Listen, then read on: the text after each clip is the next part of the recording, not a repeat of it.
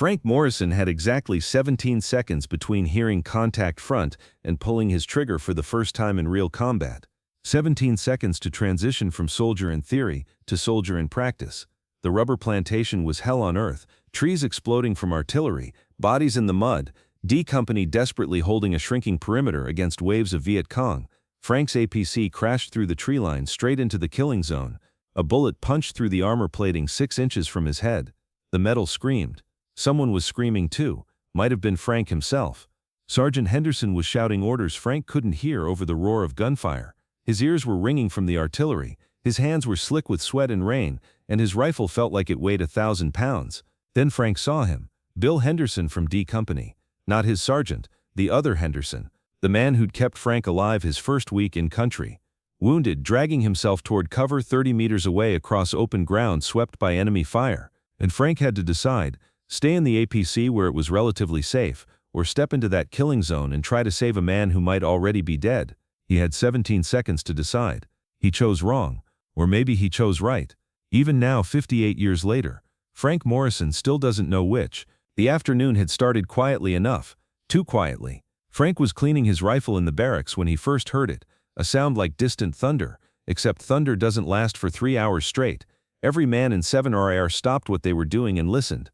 Artillery, lots of it, heavy contact. Something big's happening out there, Tommy Walsh said, standing at the window, staring toward the rubber plantations to the east. Frank joined him. The sound was constant now, rolling across the jungle in waves.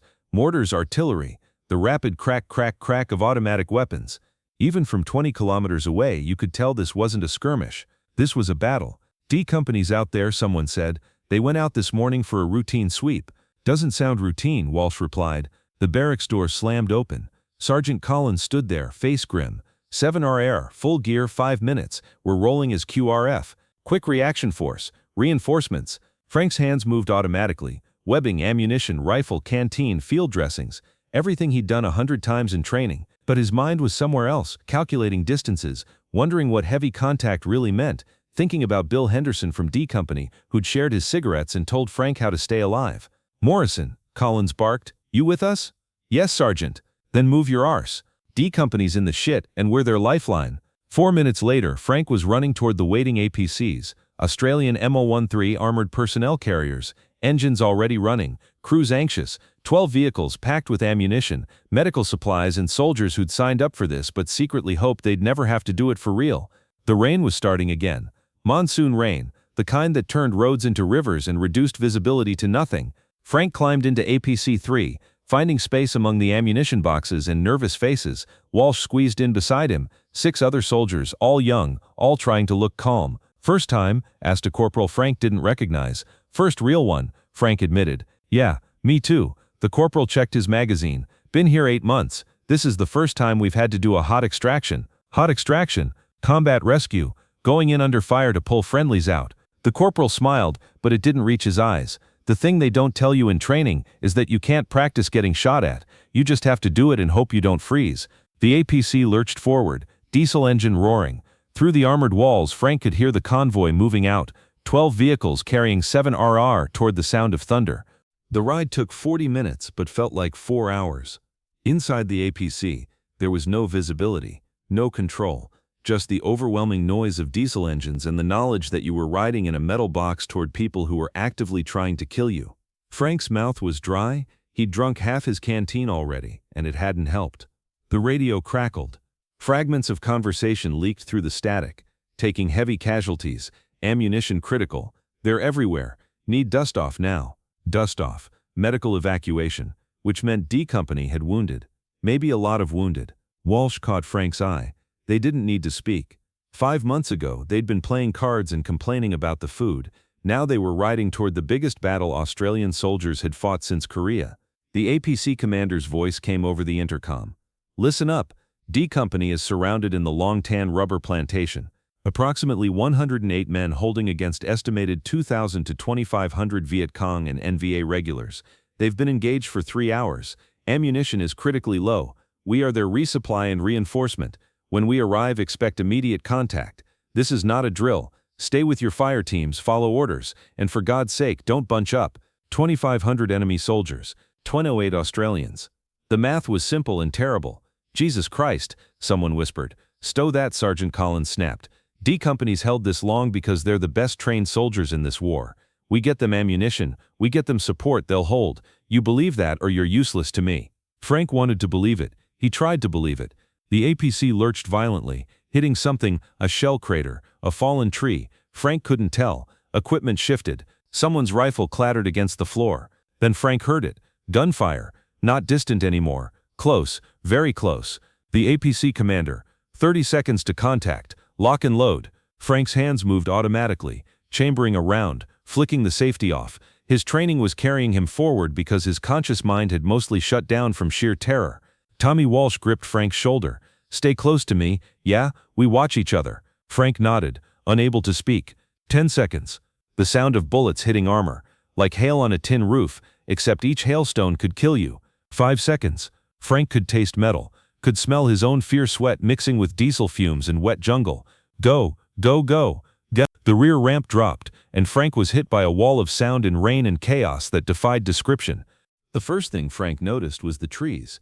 Rubber trees in perfect rows, plantation neat, except half of them were shattered stumps and the ones still standing had bark shredded by bullets.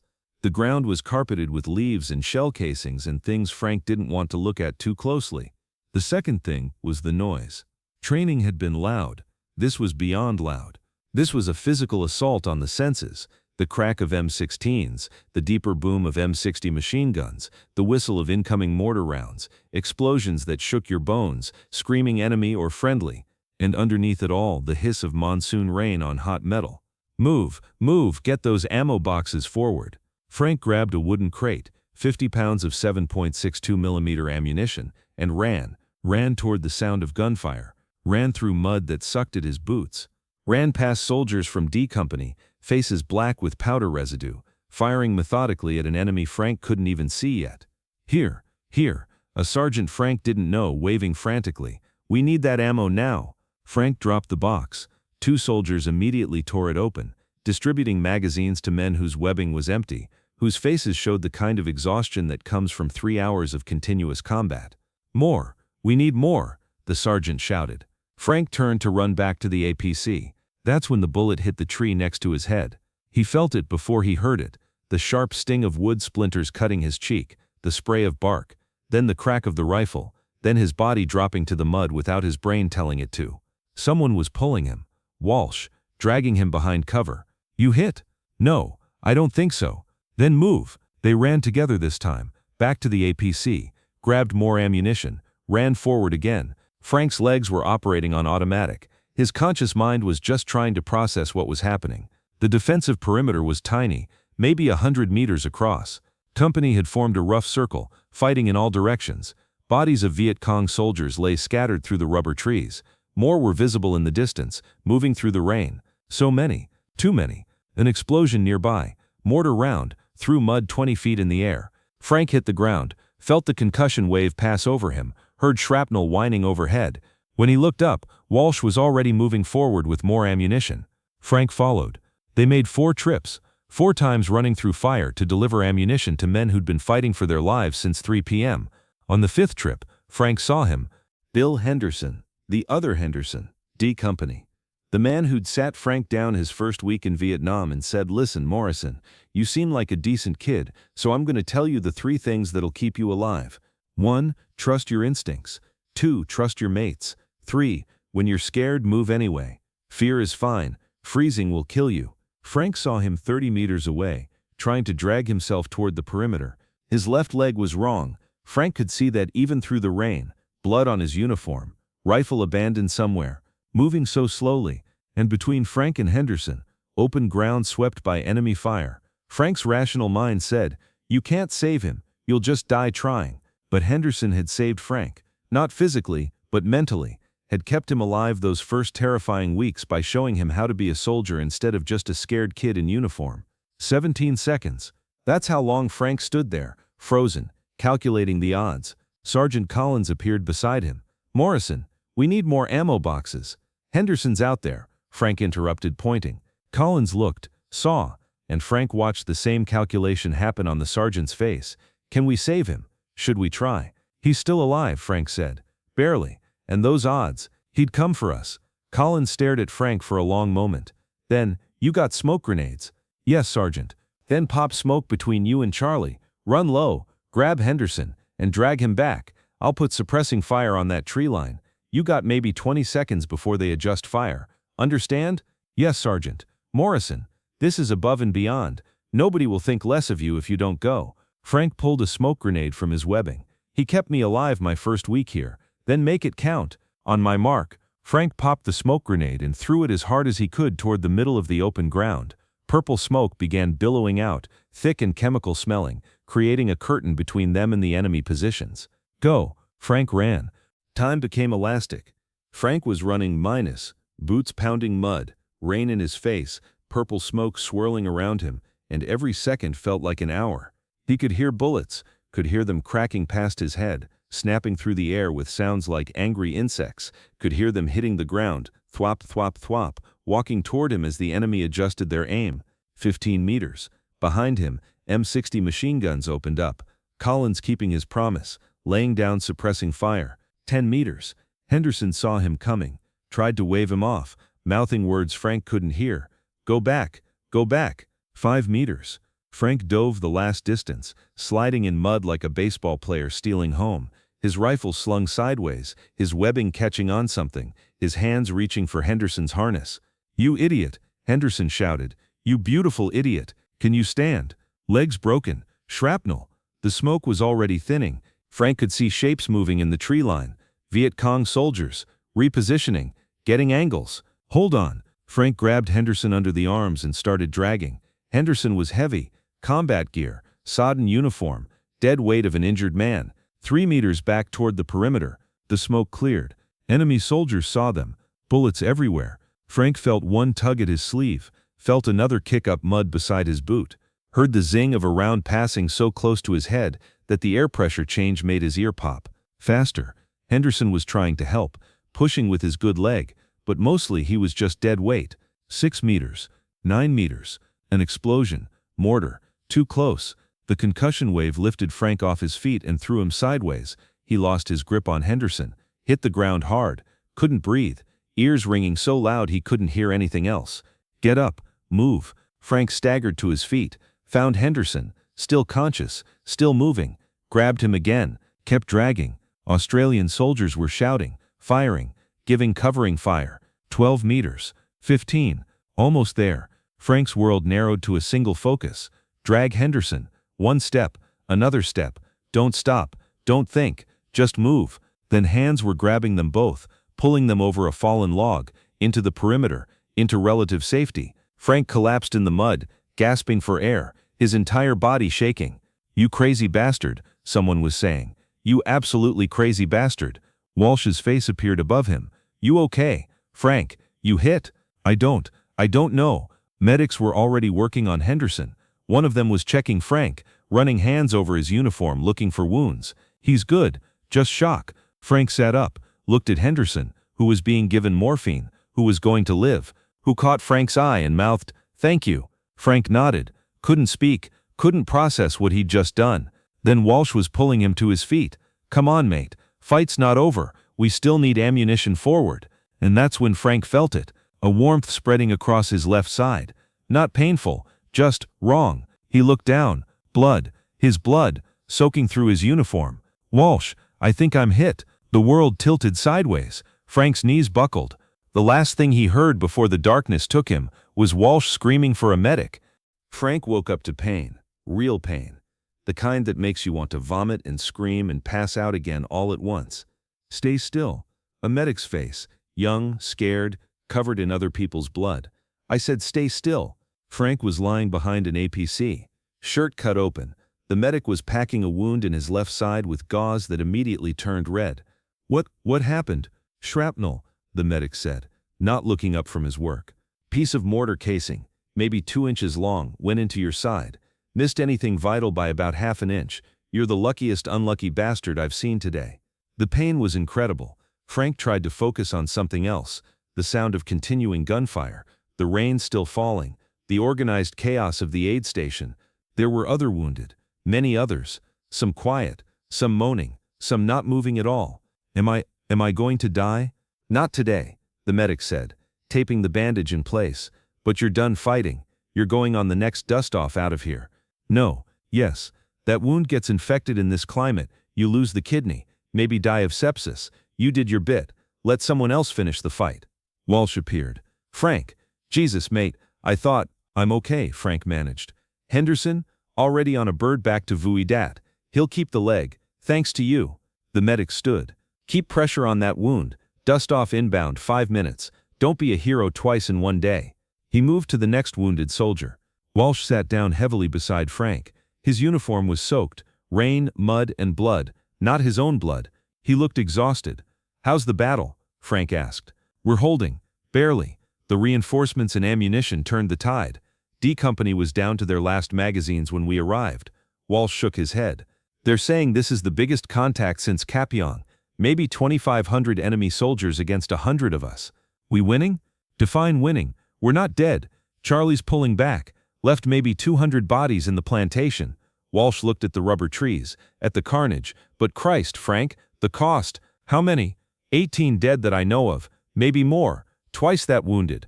Walsh was quiet for a moment. Cooper's gone. From our intake group, remember? And Jenkins. And that corporal who talked to you in the APC. Frank closed his eyes. Corporal whose name he'd never learned. Dead. Hey, Walsh gripped Frank's shoulder. You saved Henderson. You made 4 ammunition runs under fire. You did good today. Doesn't feel like it. It never does. The sound of helicopter rotors cut through the rain. Dust off coming in. Rotor wash sending spray everywhere.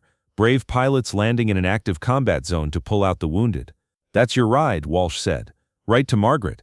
Tell her you're okay. Will you? I'll write too. Let her know you were brave.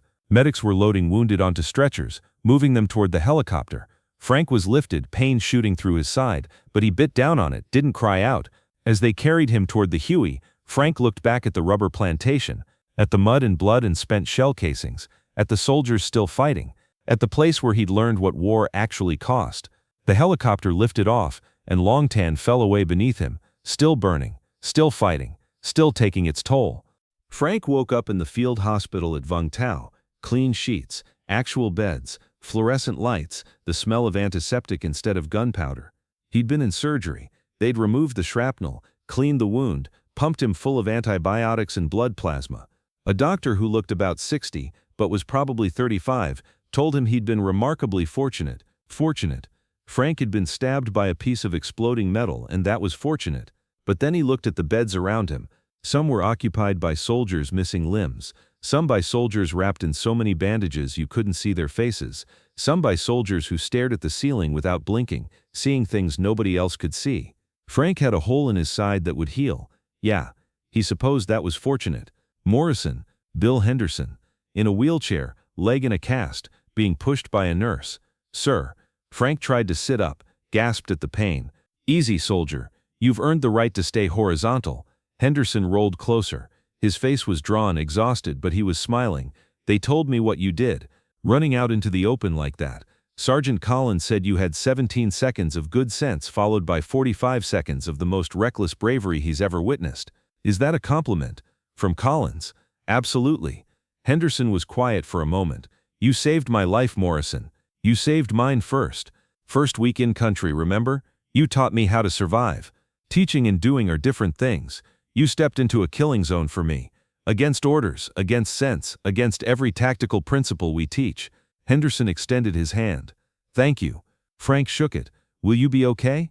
Broken femur, some shrapnel. I'll walk again. Might even stay in service if they'll have me. Henderson glanced around the ward. We were lucky today.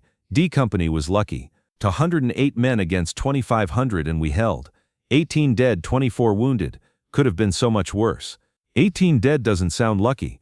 In war you measure luck by the friends who survive, not the ones who don't. It's the only way to stay sane. Henderson leaned forward. Listen to me, Morrison. What you did today, saving me, running those ammo boxes, that's the kind of thing that haunts you, not the bad kind of haunting, the good kind, the kind that reminds you that you were brave when it mattered. Hold on to that. When the nightmares come, and they will come, remember that you were brave. A nurse appeared. Corporal Henderson, you need to rest. Yeah. Henderson let himself be wheeled away, but called back. Write to your girl, Morrison. Tell her you're a hero. Frank smiled. then reached for the pad and pencil on his bedside table. "Dear Margaret, I need to tell you something I couldn't say in my other letters. Today I was in a battle, a real battle, the kind they'll probably write about in the history books. The Battle of Long Tan, they're calling it. We were outnumbered 20-1. Men died. Good men. Boys, really. Some of them younger than me. I got hurt. Not bad, the doctors say I'll be fine in a month. A piece of shrapnel hit me while I was trying to save someone. It sounds braver than it was. Mostly I was just terrified and acting on instinct. But here's what I need you to understand. I'm okay. Not physically okay yet, but okay in my head, okay in my soul. I did something today that mattered. I saved a man's life. I helped keep 108 soldiers alive when they were surrounded and outgunned. And I'm tired, Margaret. So tired. Not sleepy tired. Soul tired. The kind of tired that comes from seeing things you can't unsee and doing things you can't undo. But I'm coming home. Maybe not today. Maybe not next month. But I'm coming home. I made that promise to you and I'm keeping it. They're calling what happened today a victory. I suppose it was. We held. We didn't break. We brought everyone home who could be brought home. But victory doesn't feel the way I thought it would. It doesn't feel glorious or triumphant. It just feels like survival, like we paid a terrible price to keep breathing for another day. Tommy Walsh is fine. He's writing to Sarah tonight, telling her the same things I'm telling you. We're both okay. We're both lucky. We're both changed. I don't know if I'll be the same person when I come home. I don't think I can be. But I hope you'll still recognize me. I hope you'll still love me.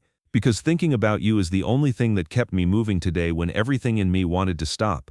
I love you. I'm coming home. All my love, Frank. He folded the letter, sealed it in an envelope, addressed it to Melbourne. Outside the field hospital, the war continued.